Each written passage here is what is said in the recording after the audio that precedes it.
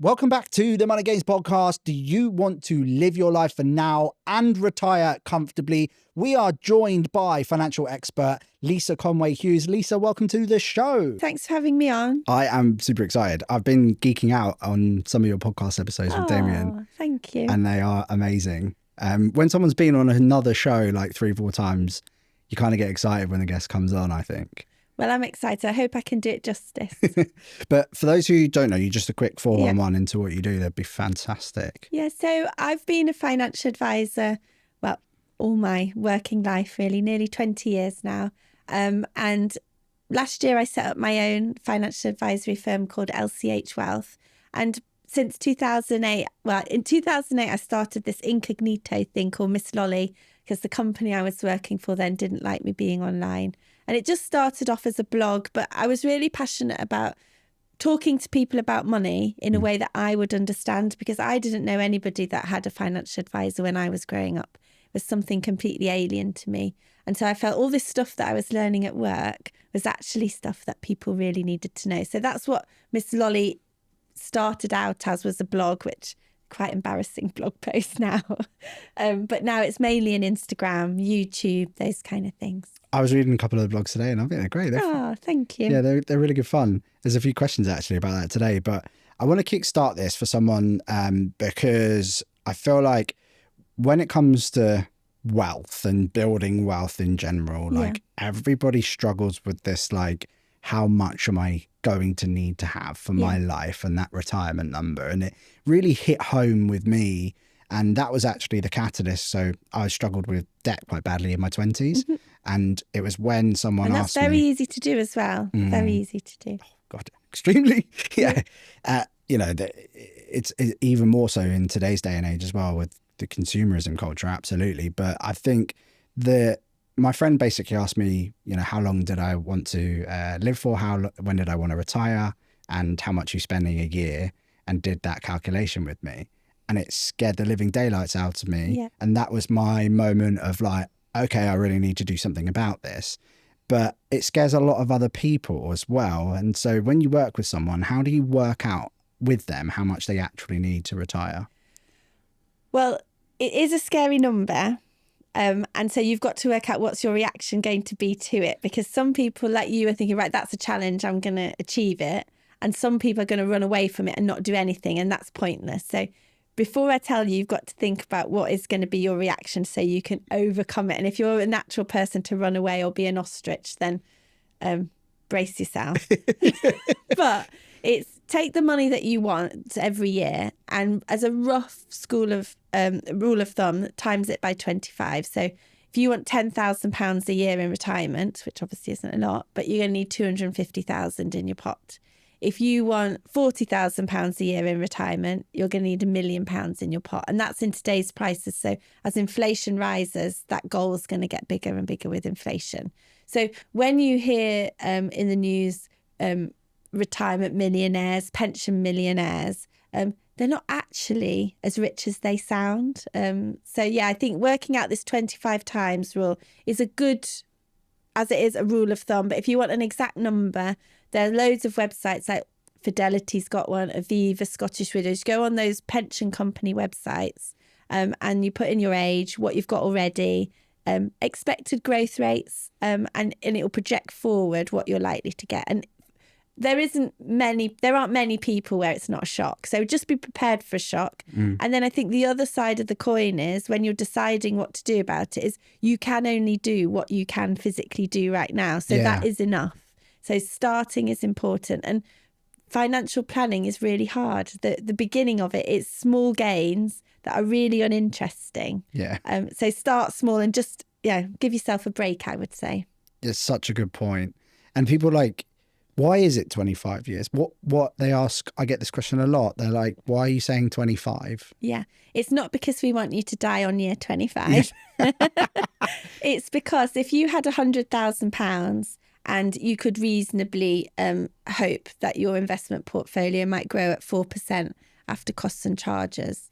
And so therefore you're spending 4% every year, so £4,000. So that's 25 times 4,000 times 25 is 100. And Some people say that that's too optimistic. Loads of Harvard boffins always come up with a number closer to 3. So then you'd need to do 33 times the number. Some people say, well, the stock market grows at 7-8% a year. So maybe you only need 11 times the number. But 25, I think, is a starting point. And then as you get closer to retirement and your pot becomes more significant, then you can start to really take note of your actual personal calculation. Yeah, you're totally right. And I think calculating at 7-8% is dangerous. Yeah. I think it's way too risky, especially when you're factoring in inflation too. Yeah. It should be lower. And if you get the added bonus, great. Yeah, exactly. And also you might be getting 7-8% or even more now quite easily if you look back over the last 10 years. But you're not going to feel like the investor like you feel like today when you're 80. No. So you're not going to be willing to take as much risk as perhaps the risk that comes quite easy to you now. So you'll be a very different person. And how do you deal with someone that's like, I don't know what I'm going to be or like in 30 years? You know, I don't know future me. Some people really push against that question. I think it's mainly because they don't want to think about it. I usually ask it in reverse, like, what do you not want then? That's usually an easier question to answer. Right. Like, are you going to be someone like my granddad who would sit at home, read The Sun, love page 3, read The Sun at home. And, I bet he's fuming now they've changed it. And his weekly trips were going to the post office to collect his pension and spending it in the butcher's next door. Like, is that the life that you want? If so, that's probably living off the state pension. You don't have to do very much. Or do you want to live, think like my other grandparents went on loads of holidays and foreign travel was really important to them. So maybe it's about thinking about what it is that you don't want. Like, do you want to stay in your home or do you want to be forced to downsize? Do you want to be able to help family members, your kids out financially, or do you think it's up to them? They can sort themselves out. So yeah, maybe ask it in reverse if you're pushing against that question. I think that's a brilliant way to look at it. I've never thought of it like that, actually. Like getting to do I don't want to be in that situation. Yeah. Gives you much more of a kick up the backside, doesn't it? I think in a lot of cases. But we see like numbers thrown around, like the average retirement pot in the UK is roughly £90,000 for men, slightly lower for women. And like that, again, as we've just done the 25 times calculation, isn't much. No. And that's quite dangerous. And then we see, you know, comfortable retirement numbers, the PSLA saying sort of 30, 40,000 a year. Again, for a lot of people, that doesn't really feel like, you know, retirement you're supposed to feel like this is my golden years. I've worked hard for this opportunity to now, you know, spend the fruits of my labours. How does someone actually just go, okay, this is probably what I'm going to need to work it out, because we're not working at that point. We want to be doing stuff. So like I always say, it's the eternal weekend and we all spend more money Friday night, Saturday, Sunday, compared to Monday morning, for example. But you have all that time then. So I tend to find within my client base that when people retire, they don't just suddenly become pipe and slippers and sit in front of the sofa. There's this general need to go and spend your money, have fun, live your life, do all those exciting things that are on your list of things that you'd like to do. And then maybe in middle retirement, things become a bit more simpler. But then don't forget about the very end as well, because that can be hugely expensive. Like if you're in a care home, and this will seem a million miles away, but it is important not to spend too much too early, because if you're in a care home, you can be spending a couple of grand a week if you need really quite intensive care. Yeah. It can be expensive. And if you want to stay in your home and have care come to you, again, what do you want? Do you want to have to downsize to go and live in a care home, or do you want the care to come to you? I think that's a really important thing to think about when you're in your 40s, let's say, because that will really change the amount of money that you're going to need later on. It's so hard to do that though, isn't it? Because you're like, even now I'm looking up and thinking, God, sod that. I think I'm a bit strange. I like making the target really scary and it excites me, but I understand that a lot of people aren't like that a scary target is exactly that. If you have a client that's lacking that motivation, the inverse factor is obviously helpful, but is there any other things that you might do with them? Fortunately, most people come to me because they're ready. Some people acknowledge maybe they've left it a little bit too late, but most of the time they are motivated. The clients who aren't that motivated to do it, and I could think of 3 off the top of my head. I won't out them, but they know who they are anyway, because they know about it in their annual review. But if you want to know, are you spending too much today to not have enough later on? And if you actually took a step back, future you really, really won't be having that much fun. And so it is about getting the balance. There's no point doing the opposite. Like some of the wealthiest people that I have, I actually have to spend time with them, encouraging them to take those holidays now. But their mindset is completely different. So being the other end of the spectrum isn't as helpful either. That's how they got there, isn't Well, it? exactly. Exactly. But you've got to find that happy balance, and it is very hard. Yeah. For me, there's kind of like is it equilibrium? I can't even say that word. Equilibrium. Thank you, guys. Certain words I really struggle with, and It's a that was hard one for it. And I went for it, and I don't know why, on a podcast as well. Like, what am I doing? But for me, there's like a balance. I need to find that. I want to live life now, but I also really, really want to take care of future me, and then I also want to take care of like 40s, 50s me with my ISAs and things like that as well. But I want to have fun. I'm never going to be younger than I am today. Yes. And things will just progressively, I'm now 35, and things progressively get harder from this age on. It's just a fact. And so like, you don't want to give up that opportunity, but you still need to balance that. Yes. So I think a really good exercise to do is to once a year, really zoom out of your financial picture and say, right, what's important to me? So what am I going to spend my money on this year that's fun, that will satisfy that desire to live in the moment? But also, what do I owe myself for future me? So we have this tool, a Cashflow modelling tool, and through that Cashflow modelling tool, every client's got a number, and that's the number that you have to save every year if you want your goals to be achieved.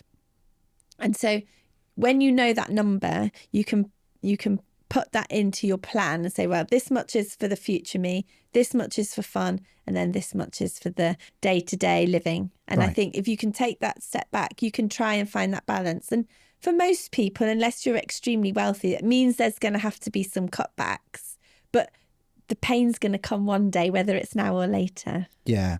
And it's like identifying, like, I've never seen a budget from someone that hasn't got something in it. When you have a chat with that person, they're like, been doing that out of convenience. I could probably cut back in those areas to give myself the more of the balance going back into both savings, but equally as well being able to like move some of that money into things which are much more impactful to me now as well. When you do that cash flow modeling, then what entails into that? Because that sounds like really good fun. Yeah, so it's only an hour. Anyway. It is fun. I love doing them. It's only an hour, and you'll have to have done lots of prep in advance. Right. And before that meeting, I'll know where you are now, a rough idea of your goals, although some people's goals aren't that comprehensive. So we've got to tease it out of them in the session. And then we project forward at really pessimistic rates of return to get an idea of what investment returns do you need every year, and what do you need to put away every year out of your own money. And then we just play around with it. So I did a lovely session with a lady last week, who was really being pulled in lots of directions. She wanted a house in France. She wanted to do up her house, and it either needed a 200 grand extension or a 500 grand extension. Slightly big difference. This is a big list. She was thinking, can I privately educate my kids through secondary school? Okay. And can I retire early? And I was like, well, let's give it a go. And it's lovely when people come with these huge plans, because I've then got something to actually plan for them. So it was a case of, well, you can do the big extension, but you can't have France unless you work till 65. But you can do the big extension, no France, and work and retire at 60, as an example. And so it gives you clarity. So for her, it's like, well, actually, of those three options, France wasn't as important as retiring early and doing the extension. And then her husband should have been on the call because we decided he was going to be responsible for the school fees. He should have turned up. Sounds like my house. Yeah, he's going to sort that bit out. Yeah. But yeah, we decided that wasn't as important for her. And if he could manage to save it by building his business, then that's what they'd do. It'd be a nice to have. Yeah. But yeah, so that's a perfect example of the things that we plan in those sessions. And I think when you've got that clarity in your mind, like this lady, let's say I need to save, I think it was £18,000 a year. She'd save £18,000 a year to be on track for everything, including France.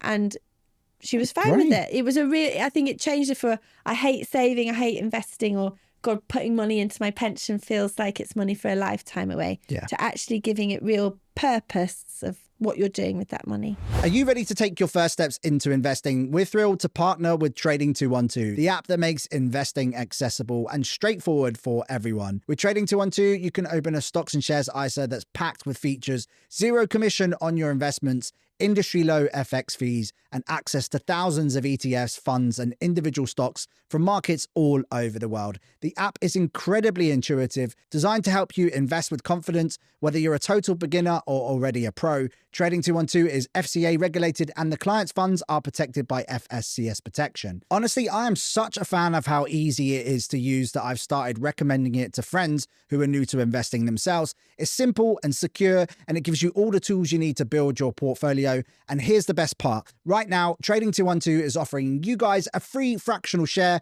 worth up to £100 when you sign up and deposit just £1. To grab this offer, head to the link in the show notes or use the code MGP when signing up. As always, remember your capital is at risk when investing. ISA rules and T's and C's and other fees may apply. So why wait? Start building your future with Trading 212 today. And now back to the episode. So you mentioned those goals there, which I think is a really nice thing. Like the lady came, she's got clear mindset. Yeah. Like not everybody is like that. So when you're coaxing goals out of people in these sessions, like how are you making them like envision what they want? Because everybody says pina colada, beach, just want to sit there. And then the reality of that hits them when it actually happens. And they're like, I'm bloody bored and I need to do something, Yeah, I think, well, I don't know if this is definitely the right way to go about it, but it's how my brain works. So when somebody maybe feels quite depressed about a financial plan, I always show them their stretch targets. Well, if you just did X, Y, and Z, or if you got 8% return instead of 7% return, then the picture is completely different. And so, yeah, I use a bit of carrot and stick, I suppose, in that session to try to get that balance, because you want someone to come out of that session feeling completely motivated, knowing what they need to do. And either they go off and do that by themselves with the products that they've already got in place, their workplace pension, for example, and the ISA they've already got set up, or they come on board as a client. But either way, I want them walking away knowing, right, I've got a plan.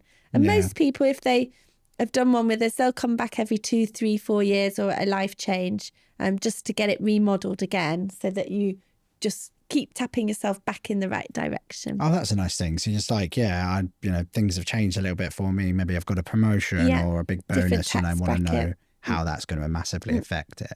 You mentioned tax brackets there, and I think that's a brilliant segue, because I think people struggle with this whole pensions and ISAs conversation, and like, oh, I'm now earning 55 grand and I don't want to pay that extra tax. And how do you manage that with people? So as a financial advisor, you can't help but go to the perfection of the tax plan. Yeah. And sometimes I have to stop myself, think, right, real life here, Lisa, they can't be having beans and be perfectly tax efficient. So I think you've got to do that with yourself. So if someone was earning 55,000, I would really want to manage their tax down so that they were earning £50,270. Yeah. And that means that they pay no high rate tax. So let's just say it's £5,000 that they've got to put in their pension. If they're putting that directly in their pension through salary sacrifice, they're only worse off out of their pocket by £3,000 a year. But their pension's better off by 5. So it's working out, can you afford that? Plus the growth. Plus potential growth. So can they afford to live off £3,000 less a year? Yep. I'm trying to do the maths. Is that 250 quid a month? Roughly, yeah. So. Yeah. So is it? Yeah, no, it is, yeah. Yeah, 250 quid a month. Can they live without that? If so, let's definitely do the pension, because we want that tax relief from the government. And I don't want to cause hysteria, but there's been rumours for a very, very long time, even before the Labour government was in power, but with the Tories, that you've got loads of people on 20% getting 20% tax relief because they're paying 20% tax. Loads of people getting 40% tax, and then some at 45%. And the more money you have, the more tax relief you get. And people who are on low incomes are getting the least amount of income.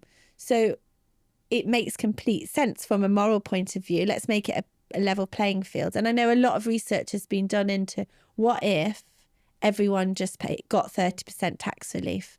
So lower earners were getting a 50% boost, and obviously the higher earners were getting less. And that feels a very Labour policy to me. So if that were ever to come into play, as a high rate taxpayer, you're going to be really grateful that you did get the high rate tax relief when it was around. Yeah. So I don't know if it's going, but there's rumours. Yes, there's rumours, and research has been done. But I mean, it's fantastic that it'll raise up, people that are on lower salaries, but I can imagine people that are higher be Armageddon. Exactly. So get it while it's there. Yeah. Yeah. Just in case, I think. No, you're totally right. So you think salary sacrifice is something that people would definitely should consider to bring themselves down onto those brackets? Exactly. How would you manage, say, someone that's in the middle of that bracket, so like 70, 80K, and like what would you do then? Yeah, so you first got to work out what do you need for your short, medium and long goals. If you're short term, if you could live off 50,000 for your short term needs, then go big. Yeah. Do a massive contribution. Yeah. But or do a big contribution every second year, let's say, so that every second year you're getting below the 50, but the next year you're remaining a 40% taxpayer, let's say. I think that's quite a nice way to do it, because most people don't have enough for that long term. And life as well, yes, right? Exactly. Yeah. And so maybe if in that example of, I like this plan really, the every other year being a big pension year. So obviously do what you have to do every month to get the most from your employer. But to go big every second year is a nice thing. And then maybe you go big on your ISA the other year to top up your medium term. I think that's a nice way to do it. And when would you consider ISAs with someone as a part of their strategy? For retirement? Well, in general, just kind of wealth distribution. Most clients, we would prioritise getting as much tax relief as we can in the pension, and also doing the £20,000 allowance. But fortunately for them and me, most of my clients can afford to do both.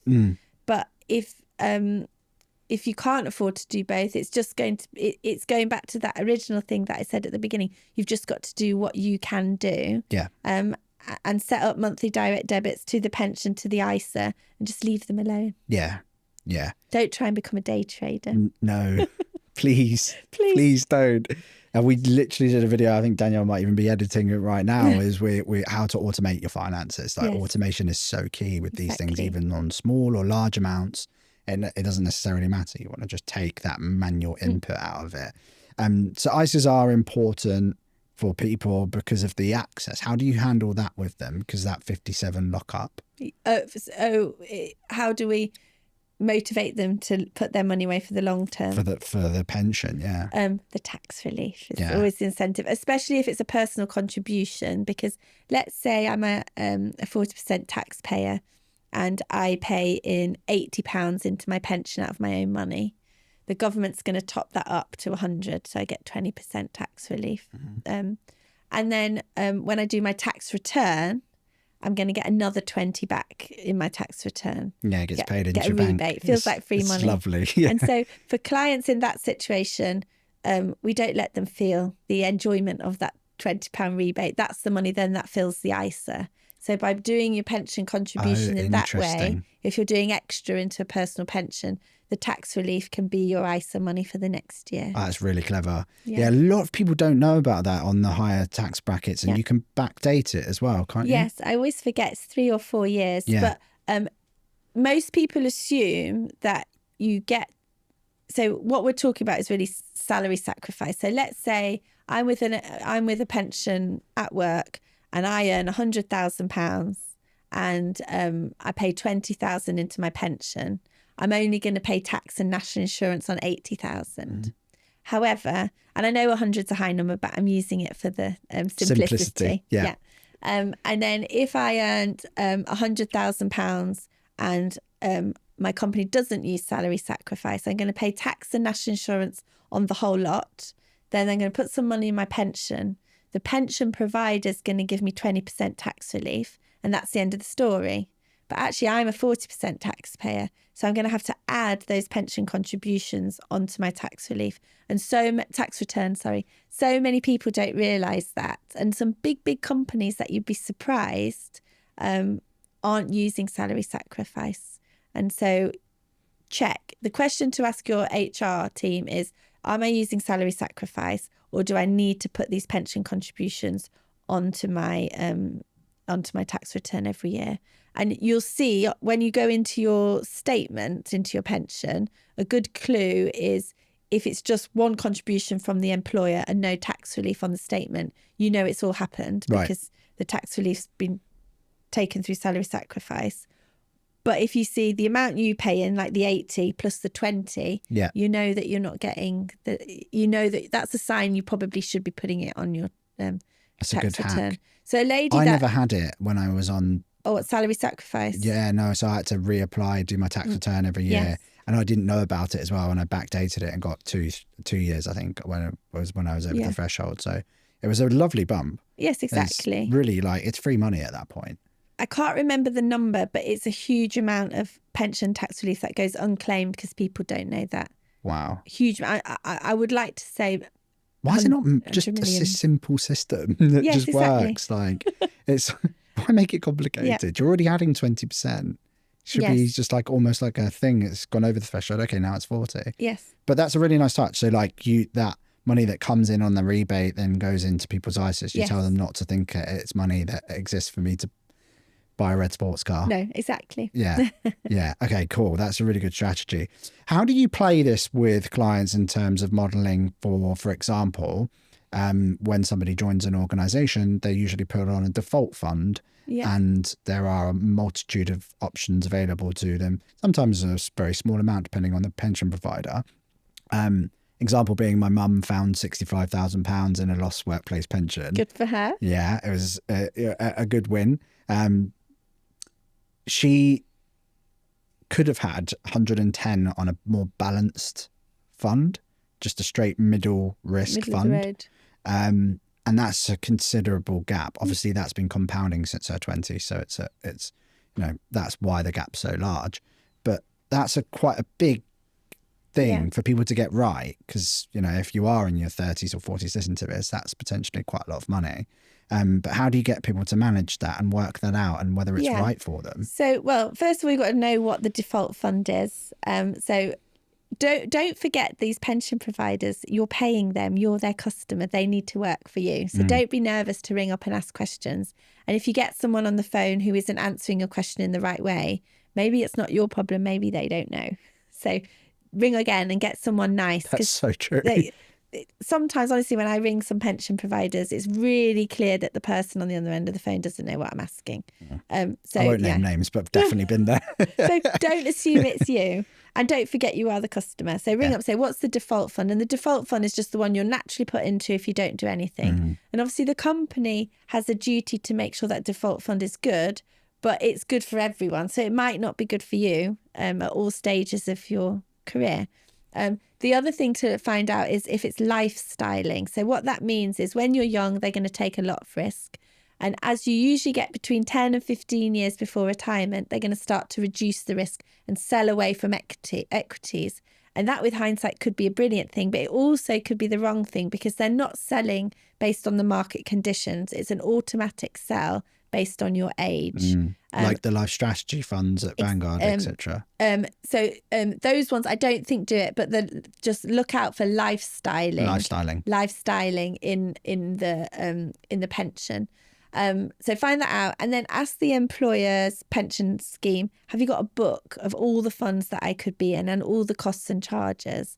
And then you can just look at something like trustnet.com and put in, go through the funds. There's probably not going to be that many. If there are hundreds of funds, that you might get hundreds of funds, say with the Scottish like Widows or Aviva, then they have a fund filter on their website where you a drop down box, put the name of the pension you're in, which could be like group stakeholder, group personal pension. Aviva always is designer pension. Very classy. And then you filter all the pension funds that are available, and you can tick like, I would like a global equity fund. Right. And then you can sort, let's say, for example, and then you could sort by costs and charges and by performance and start to use those fund filter tools to get the pension fund for you. But just be wary, because the non-default ones usually are a bit more expensive, so you've got to justify that expense. Yeah, fees, an enormous part of this as well. What should people look out for there?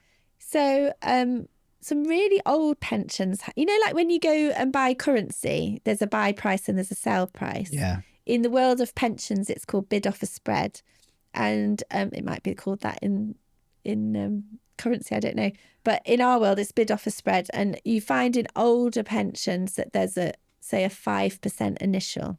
So if you paid £100 in, 5 goes in charges. So just check, because I had a man with an old company pension scheme who's going to do a big lump sum contribution going back many years. It was nearly 200,000 that it was going to pay in. I was like, before you do it, just check there's a bid offer spread. I thought I was being a bit belts and braces about it all, but there was. And so that would have been nearly a 10 grand initial fee. And also other companies, other modern pension schemes have it too. So Nest have it. Nest have an initial charge every time you pay in. I think it's 1.8% charge. So if you're going to top up your workplace pension by a huge amount, it happens to be Nest, have you factored in the initial charge? Or because Nest isn't expensive once you're in it, but that initial charge, if you're paying in a big lump sum like that guy was, really might put you off. Yeah. We're with Nest. Yeah. As a company. Should probably look at that. I didn't know that existed. Yeah, there's an 1.8%. The sell is really, if your salary is sacrificing, it's offset by the national insurance saving, but it's still an initial charge. And then, I've lost my train of thought. What was I talking about? Oh, costs and charges. Yeah. So you need to be careful of initial charges, and that's the same with any investments. And especially if there's a financial advisor involved, there's going to be initial fees. We've got to make our money somehow. Yeah. But in our industry, some of those can be huge. So really know, what are my initial charges before you do anything? And then annual charges, there's typically 3 charges. There's the fund charge. So that's the investment. And they vary quite a lot, don't they? They really, really do. You're right. Yeah. Like from 0.1 to 1.5 is probably a very common spread. Yeah, some of them I've seen like 0.05. Some of them I've seen like 1, and I'm like, this is exactly the same. Huge. Just from a different provider. Yeah, a very big spread that can be out there. And also different share classes can have different charges as well. So I noticed one of my clients was in a Royal London fund, 0.8. If she switched share class, she'd get down to 0.6. For the same. Yes. Yeah. It's different share class. Mad. And that adds up. It does add up. A lot. It really it's can. scary when you do it with people as well and it's show them. It's got to be justified, I think. Yeah. Because cheap doesn't mean good, but expensive doesn't mean good either. Exactly. Yeah. And TrustNet's great to see that kind of thing and understand whether that fund is worth anything to look at. Exactly. And when you're looking at the annual charge of the fund, there's usually a charge plus all the other bits. And all the other bits, usually if you want to sound posh on the phone to the pension provider, just say, what's the total expense ratio? They'll know it as a TER. What's the TER? or the total cost of everything for that fund. Then you're going to have the wrapper charge. So the 3 charges we've talked about: fund charge. Then there's a wrapper charge. Often in older pensions, it's all mingled into one. So you might not have this wrapper charge, but a wrapper is the place you put the money. So if I am with, let's say, Fidelity, Fidelity are going to want to be paid for the administration that having my investment with them costs them. Because it costs them. Yes. And they've got to write off for your tax relief. Kind of like a platform fee with an ISA. Exactly. Yeah. Exactly. A platform fee. Right. Yeah. It's exactly the same thing. You're right. Platform fee, wrapper fee. And then lastly, advisor fee. And so we see so many times, I hear a lot on my Instagram, people telling me that they're paying an advisor fee, but they've never ever had, or haven't had for a long time, the in-house ones. Ongoing advice. So if you're paying an advisor fee and you're not getting value for money from that, then you can stop it, but also you can ask for a rebate. We're duty bound to provide annual reviews to all clients if they're paying us an annual fee. When it comes to investing, it's hard to know where to start, especially when you're hit with conflicting information and jargon used by all of these financial institutions. So to help you get started, we've created a free investing guide, which you can grab in the show notes below. It's 10 steps, exactly what I would follow if I was getting started myself today. And it's really simple and easy to follow. So head down to the show notes below and grab your free investing guide today. My other half's mum's had it. She's like, I spoke to them 6 years ago. Yes. And so she's now claiming that. Oh, she has. Perfect. Yeah. And they paid it, to be fair. I won't name provider. It's a hot topic with the FCA at the minute. I'm not surprised, because it's that when she told me, I was like, what? Well, it's money for nothing. Yeah, which is it is. Not the right and it's way a percent. Yes. So it's not small amounts of money, and especially the amount, contributing over that time frame. It's in the thousands she's paid out in fees.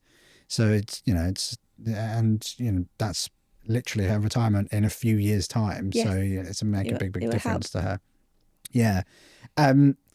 Now we've kind of gone through pensions, I think, but retirement age is massively increasing at the moment. Obviously, we've gone through this kind of cost of living period. Things have got more expensive. Wages haven't grown at the same rates, although they are starting to rebalance back out, hopefully. But how do we basically manage that? Because everyone's got this number of 65 in their head. Realistically, that's looking a lot older now. Yeah. Do you actively talk about this with your clients too? And how do you get them to manage that? Well, first off, looking at it, I'm in my mid-40s. Did you say you're mid-30s? Yeah. We still think retiring early is an amazingly great thing to do. It's happening. But I don't think I can retire, though. I would literally go mad. Like, I've watched my granddad and both my granddads go from like extremely high pressure roles where they were managing jazz clubs or running papers, stopped, and then both deteriorated within months. So I'm like, oh, I'm not doing that. I'm just not going to stop, But I don't think I could as well. I'm that type of individual. But I know there are other people that were like, I can't do this forever. Well, especially if you hate your job, you want to stop. But I mean, running jazz clubs sounds quite fun as well. Yeah. But I think he probably had to stop him. He couldn't hear a bloody thing, and that kind of helps, But I think a really important thing in my client base is overwhelmingly people, we go hard to retire early, get everything in a row and sorted to retire early. The client retires, maybe goes a bit bonkers for a few years and spends far too much or not enough, as I said earlier, and then goes back to work. Goes back into the workforce because it wasn't what they wanted, this early retirement goal. So I think a lot of people are thinking about, I don't want to be doing that job at that intensity till I'm 67, but maybe I would like a different career, the slower pace, something perhaps more meaningful. So it doesn't have to be that you retire at 60 and don't do anything. but also every year that you Does it work. have to be like a stop off a cliff kind of? And I think it's not good for people to do that. No. But also the impact on your finances, because let's say you were earning £60,000 a year, but now you're earning 30. If you could live off your 30,000 a year, and the benefit is you're deferring taking your pension and your investments for another year, another 2 years, another 3 years. And that deferring of, say, for 5 years or more is going to have a ginormous impact on the amount of money that you've got, because it's been allowed to grow for longer. Yeah, but also you've got in. less years to spend it. Yeah. So just you don't I was talking about this yesterday to a client who really does not like his job. He works in a very high pressured trading environment, and he's 48, and we'd always planned for him to retire at 50, and we just started to flash out really what would he need to earn to still enjoy the life that he's quite accustomed to, but not have to earn the seriously big bucks. And it meant that he had to earn a fifth of what he was earning now from 50. That's amazing. Yeah, it's a fifth. And so it's still a lot because he's earning a lot, but the pressure, I think it's what are we actually working really, really hard for? And I had a lovely one with a client who was divorcing, and she felt she didn't have enough. It's like, well, would you rather work for an extra 5 years but have an extra $5,000 a year for holidays? Yeah. And of course she chose that. Yeah. Or you go from the 3 to the 4-star, the 4 to the 5-star hotels, exactly. And it makes a big difference to your quality of that. Yeah, that's such a good point. It's a really nice way of looking at it, because actually you're right. It's not like you're not sacrificing 5 years one way. It's 5 years both ways. Yes. And so then it gives you that bigger pot. But I wanted to ask you, because obviously we haven't spoken around like when you see a lot of people do these kind of models, they say, oh, the 500 quid or £1,000, but then they have a child, or they, which are, as we all know, are bloody expensive. And seasons of life require different kind of models and different ways to fit that.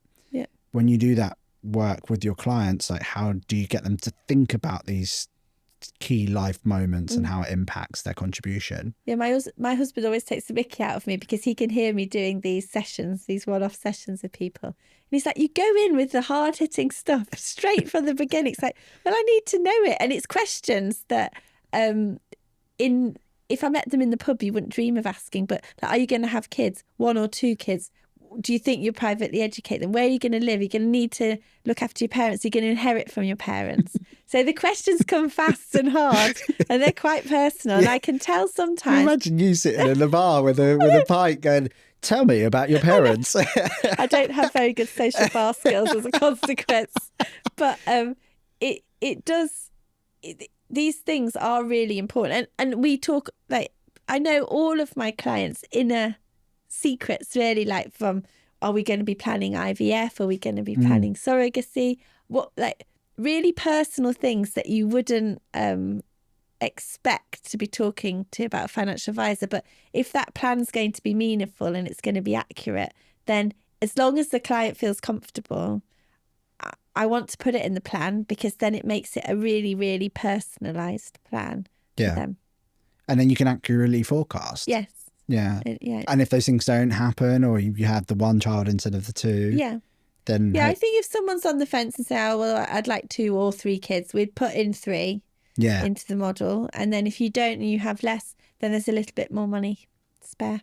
Yeah, I love that. So your main thing is like, don't let it totally derail you. No. Pre-think about these things and factor them in. Yes. It's like, I can tell when I do it with like maybe a newly engaged couple, one of them's always squirming where we go through these questions. Usually the chat. Yeah. But it is really important if you can stomach those conversations. I mean, I literally have heard everything going, so nothing will shock me about a financial plan. Any massive ones come to mind where you're like, that was interesting? Would you know well, I've had, couples where there aren't just 2 people, for example. That's a very hard thing to make a financial plan for. What do you mean? What do you mean? What do I mean? Thruples. Thruples? Yes. This is a thing? Yes, of course. Am I living in a... You need to get with it. And that's not an uncommon, well, it's not an everyday occurrence, but that would be a financial plan that for me is amazing to build. Well, I mean, I know like in some other cultures, they have multiple wives. Is that what we're going with? No, so I'm married to my husband, but I also have a boyfriend, let's say. I don't, but that would be an example. Got that on camera. No, I also have a boyfriend. No, oh, okay, interesting. Yes, and so This is a thing. yes, Wow. yeah, Oh my God, I'm seriously well out the loop here. yeah, very shallow. Just a bit, yeah. Just, I don't know. I just didn't pay attention to these. Okay, cool. You get your jaw off the floor. But yes, so we really do know people's inner secrets as financial advisors, and the plan has to be 100% personal, whatever the circumstances. Yeah, I love it. It's crazy though, because you wouldn't expect these things to happen, but then actually people have, as well. I imagine as well, it's quite difficult when there's like multiple kids involved. Yeah. And then also, especially as they're coming into the latter stages and you have to try and get them to look at this logically, because, I've had friends of mine that have got more in wills than other children and yes. those types of conversations, but that's been pre-agreed with an advisor and done in a will, which is messy, right? Yeah, I've literally sat on a sofa with a couple there and the other couple there, and they're having a row, a financial row with me in the middle, because money is a really emotional topic. Totally. And my job is to listen and to really listen to both sides of the story. And if you're doing the session for a couple and one person is particularly dominating in the conversation, the other person's not saying much, I'm really keen to understand what makes that person happy. Yes. Yes. And what goals they want to achieve. Because if it doesn't satisfy everybody, then it's not the perfect plan. And that's what I want to try and achieve. Yeah. I did an Instagram post up yesterday, and it said, in a financial diagnosis session, it said, no stone went unturned. And I thought, I'm going to take that as a compliment. But we only have an hour, so there's lots of questions. So that's why you hit them with the hard ones first. Yes. Let's just get this out of the way. And they come out of it 15 minutes in sweating. Needing a breather afterwards. Yeah, or a stiff one. Yeah, whatever way you look at it. We are getting into the summer. It's very hot in here today. Sorry if I walked in extremely sweaty after being late. I do apologise about that. But holidays are upon us, and there are shorter term things in your clients' goals. Yeah. I want to do this year. I want to buy the fancy car or do the extension or these types of things. How do we work on these shorter term aspects of our life but still think about the long? Yeah, so I think they need to be just pre-planned. That's all. It doesn't need to be pre-planned by 5 years, but the holiday that you're going on, the money for let's say you're an impulsive person and you like to book a holiday last minute. That's not me. That would freak me out. It's me. Or we wouldn't make good holiday companions. Oh, I'm sorry about that. My other half is like you. Oh, really? She's like, oh, we're going here, and I don't want to know about it until they're like, oh, we're going tomorrow. I'm weird like that. I think we have equally weird traits on it, but let's say you are impulsive. The money you're going to spend can be pre-planned. So this year I'm going to spend £5,000 on holidays. Oh, we definitely do that. 10,000 on holidays. So I think setting that up really early on pots. And having your budget and having your pots, like you say, is really, really important. And then at the beginning of the year, if you've worked out this number, what you need to do every year to achieve your goals, you can then work out how to divide up your spare money to get the maximum fun out of it. So where are you leaking money on things that don't offer you personal satisfaction? They might be things that other people deem to be important to them, but for you, personal satisfaction, where can you get the most bang for your buck? Okay. On fun or experiences, or is it eating in nice restaurants, Or is it going to the theatre and the cinema and things like that? Or is it just staying home and being cozy? So I think working that out and setting your priorities, and if something doesn't align with what you want to spend money on, then don't, but spend it on the things that really give you personal satisfaction. So hard though with Apple Pay and things Yes. on your phone now, and you're like now, you know, Prime delivery within an hour, etc. And it's like we live in that really fast-paced culture. So what we like to say to people is that you are not going to win all of the battles, and that is totally fine. But if you win most of them, then you're going to be doing okay. And don't give yourself a hard time, because everyone assumes that I'm really good with money. I'm not.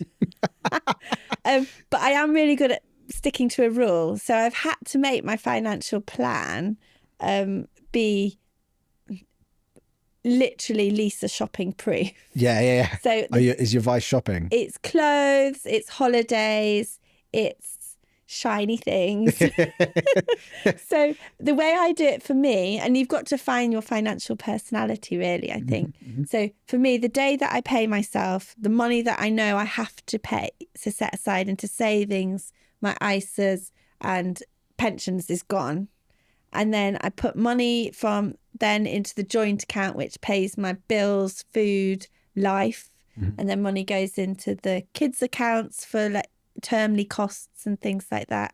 And then whatever's left, I really don't feel guilty about spending it, because I've done everything I need to, and then I will spend it because that's my personality.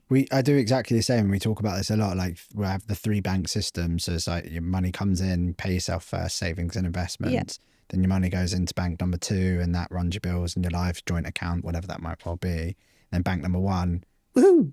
You know, like let's go wild. But also with that as well, like if let's say, you know, you look at that number and that number scares you, then you can then like bring that number to, okay, each week I have £250 or £500 or whatever that might well be to run my life. And then you don't feel as guilty about like, you know, I'm going to go out and buy myself a new pair of shoes or something like that. But we shouldn't feel guilty. If we've done the right thing first, exactly, we should enjoy it. It's the pre-plan. Yes. You know, and also this system takes 10 minutes to set up and it runs your life forever. And maybe you don't get say you did the same thing, but you hadn't pre-planned it. Maybe you don't get the same enjoyment either. So the bit of pre-planning actually is I'm allowed this. I deserve this. This is what I work hard for. And then do it and enjoy it. Yeah. Don't be sneaking your bags in through the side door. No. Now I don't get told off for my farm shop splurges, basically. You did say. Too many strawberries this week. It is. No, do you know what it is? It's the meat counter. I just I come back and I'm like, this steak tastes 30 times better. It does taste better, but definitely not 30 times. But I tell myself that. You hang out with my granddad spending his money in the butcher's next door. Oh, yeah. We'd cook a mean barbecue. Well, he used to have pig's tails. Oh. And peel them with a potato peeler. What? It used to freak me out as a kid. That's a thing. It's a thing. But I swear I'm missing out on a lot of life today. I don't know, where have I been all of these years? I need to get out more, Danielle. We're scheduling some outdoor activities.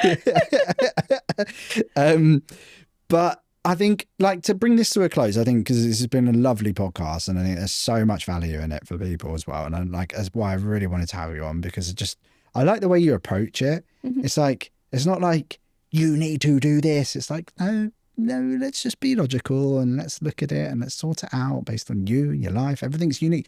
Because we say it all the time, like, personal finance is personal.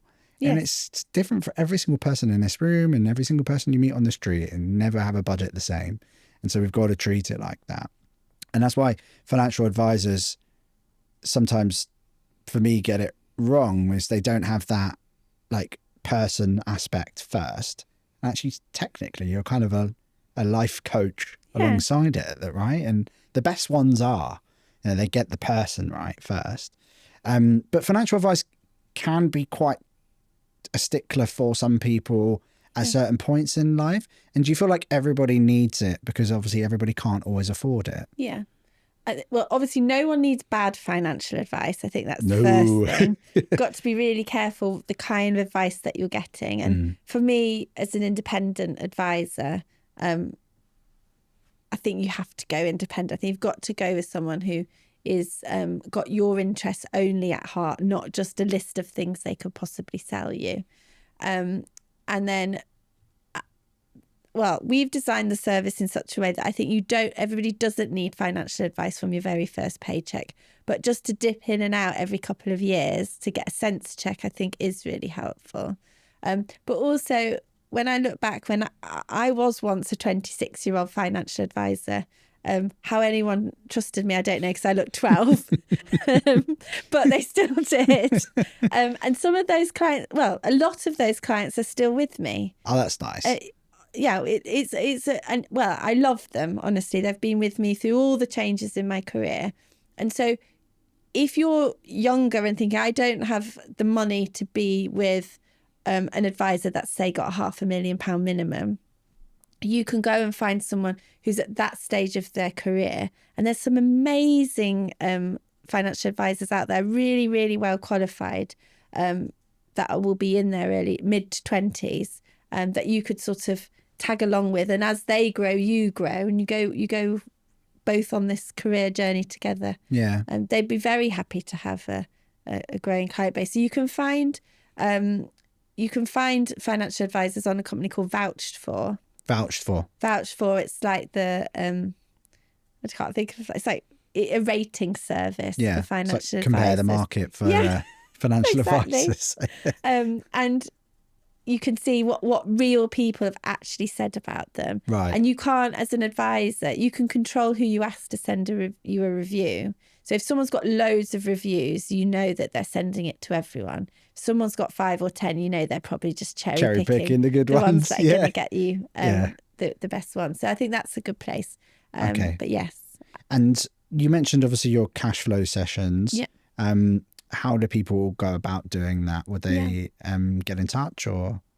So we do 20 a month, and they do get really booked up. So you either can go on the website of Miss Lolly or LCH Wealth, and there's a lady called Abby who books them all in and arranges them, and she'll send you everything to prep in advance. But yes, we're if this is going out in July, then September's will already be open. Okay, brilliant. And then in August, you can book October. We'll leave Abby's contact details in the show notes below for people as well, because I think that could be really, really valuable. And I think as well, as I said before, you come across so well and nice, and I think you break the stigma and that overwhelm and fear immediately, other than the really harsh questions that you ask people at the beginning.